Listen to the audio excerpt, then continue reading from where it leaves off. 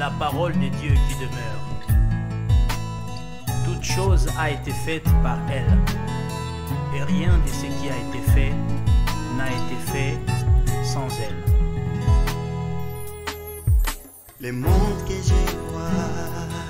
Bonjour, bonsoir à toutes et à tous et bienvenue sur cette tranche Le Temps de l'Éternel. Une fois de plus, merci de rester connecté online en train de suivre ces images, cette vidéo. Et si vous tombez dessus, ne zappez pas, donc gardez cette vidéo, regardez-la jusqu'à la fin.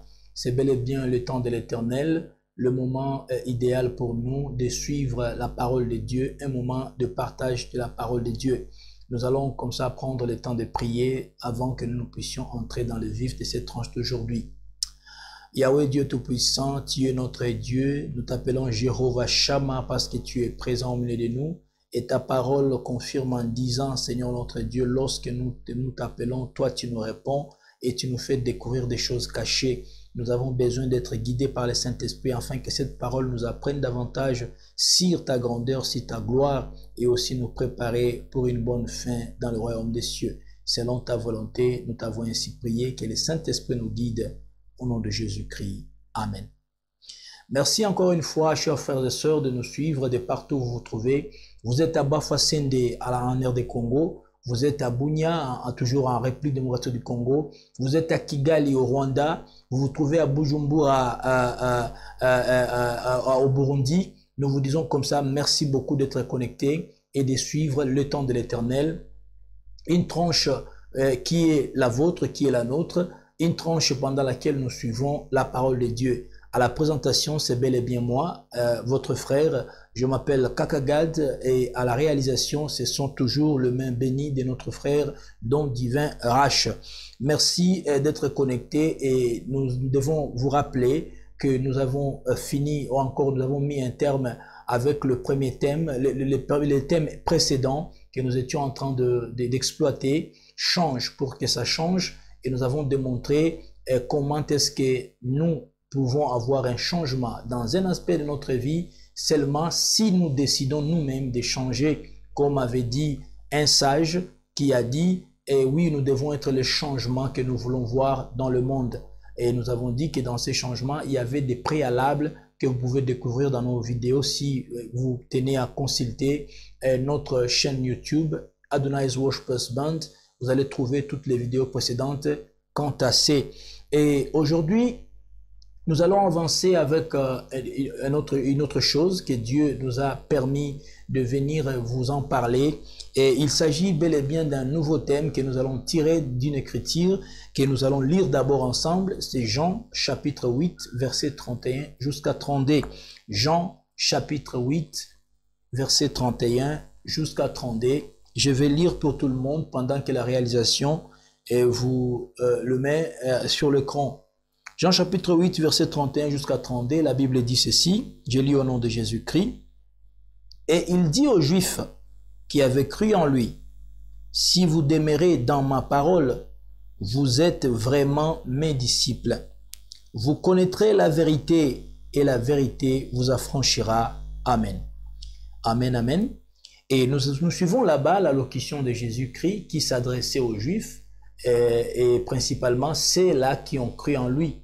Et il dit que si vous demeurez dans la parole, dans ses enseignements, dans ce qu'il dit, c'est alors que nous sommes, vous serez mes disciples. Vous êtes vraiment mes disciples.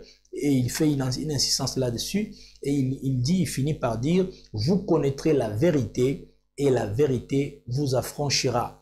Et le thème d'aujourd'hui, le thème avec lequel nous démarrons aujourd'hui, dit simplement ceci, la réalité n'est pas toujours la vérité. La réalité n'est pas toujours la vérité. Amen, amen. Et je rappelle que l'autre fois, nous avions dit que parmi les conditions qui nous permettraient de changer totalement tout ce que nous avions comme besoin de voir un changement positif, nous avons cité le fait de recevoir Jésus-Christ comme Sauveur et Seigneur. C'est un message qui demeure éternel pour tout le monde.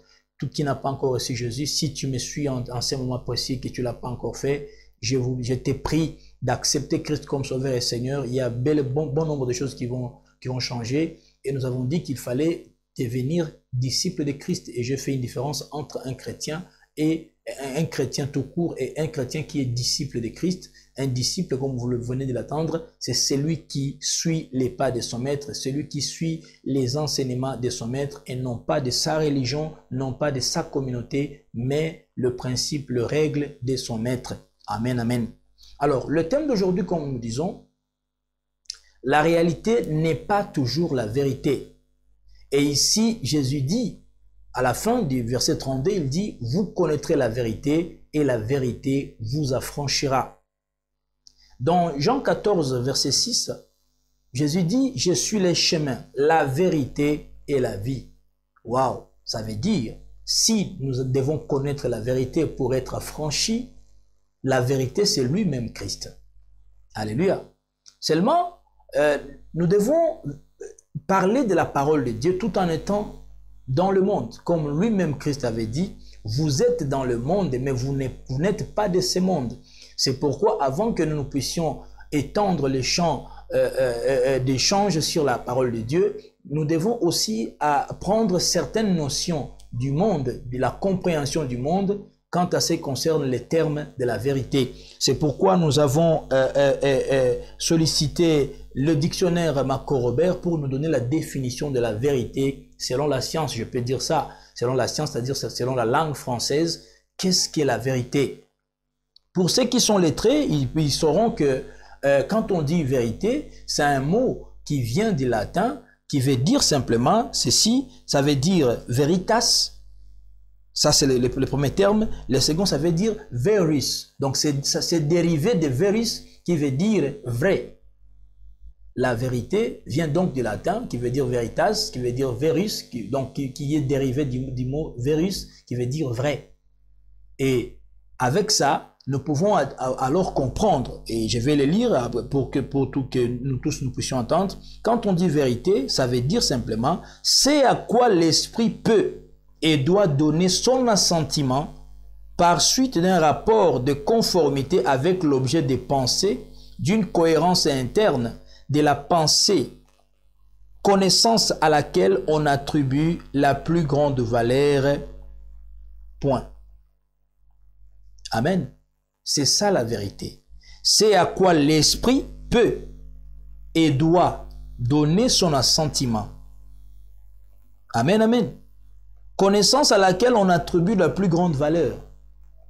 Alors, nous devons comprendre ça clairement comme ça. Lorsqu'on parle de la vérité, c'est ce que l'esprit peut et doit donner son assentiment. Attention, on dit l'esprit. On ne dit pas c'est à quoi l'homme. On ne dit pas c'est à quoi la chair. On ne dit pas c'est à quoi, je ne sais pas, l'intelligence. Mais on dit clairement c'est à quoi l'esprit peut et doit donner son assentiment. Alors, si nous comprenons très bien, considérant Christ comme étant la vérité, il y a des esprits qui peuvent, ça veut dire, qui peuvent donner son assentiment à cette vérité. Ça veut dire, ils peuvent entendre parler de Christ aujourd'hui.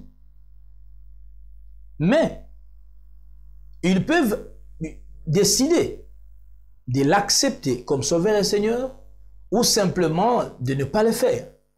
Seulement, le deuxième verbe dit l'esprit peut et doit.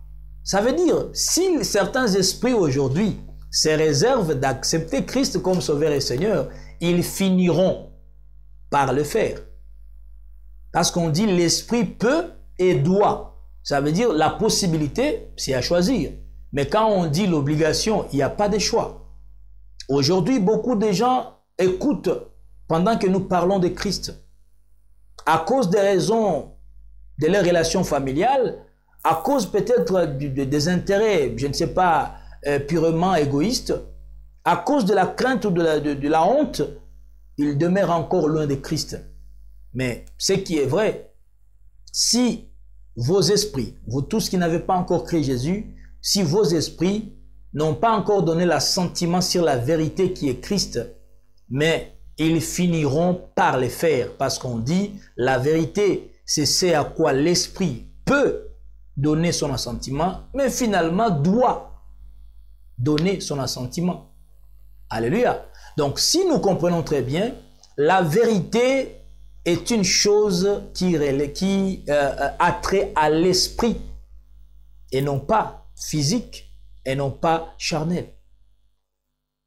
Il ne tient pas compte de la chair, il ne tient pas compte de ce qui est palpable, il ne tient pas compte de ce que nous pouvons facilement juger, mais la vérité a trait à l'esprit, parce qu'on dit c'est à quoi l'esprit peut donner son assentiment et doit, l'obligation doit donner son assentiment. Amen, amen. C'est pourquoi, connaissant la vérité, nous devons aussi avoir une idée sur la réalité. Pour ne pas vous embrouiller avec beaucoup de définitions, comprenez par réalité, ça veut dire des choses, des usages, des comportements, des coutumes, des doctrines, des pensées, des choses que nous vivons, des choses qu'on peut palper, qu'on peut toucher, des choses qu'on peut voir avec nos yeux, des choses qu'on vit. Amen, amen. L'ensemble de tout ça, on peut considérer ça comme étant la réalité. Alors, clairement, aujourd'hui, comme c'est une séance introductive par rapport à ce thème, comprenez que la vérité n'est pas toujours visible. La vérité, ça ne se voit pas comme ça à l'œil nu. Mais la réalité, elle, est disponible. On peut toucher, on peut vivre la réalité, on peut voir la réalité.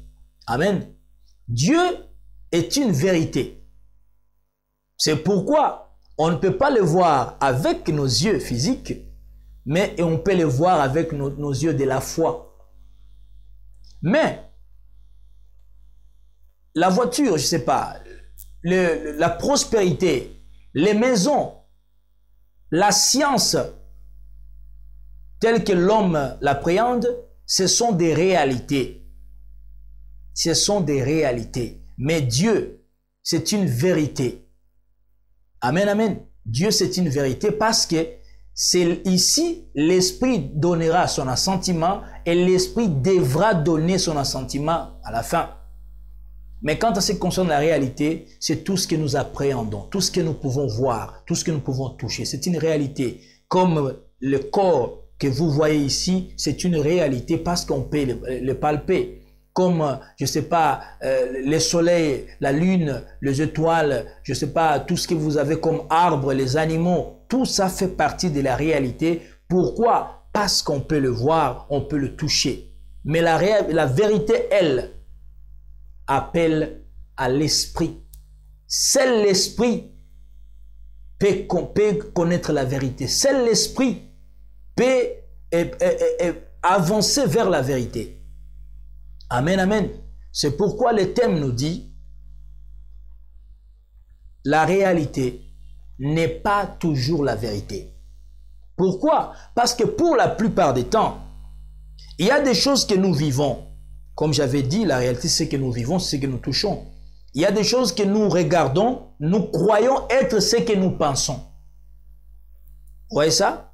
Donc, ce que nous voyons, c'est la réalité, mais ce qui est caché derrière ce que nous voyons, c'est ça la vérité. Amen, amen.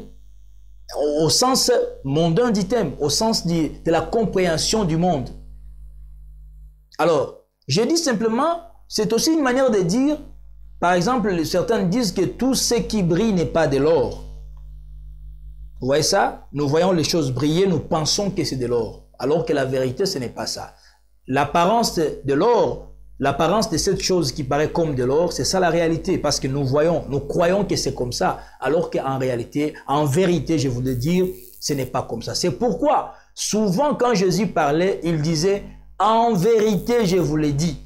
En vérité, je vous l'ai dit. Pourquoi? Parce que la plupart des temps, l'homme est trompé par la réalité, mais la vérité, elle ne la connaît pas suffisamment. C'est pourquoi il a employé le terme.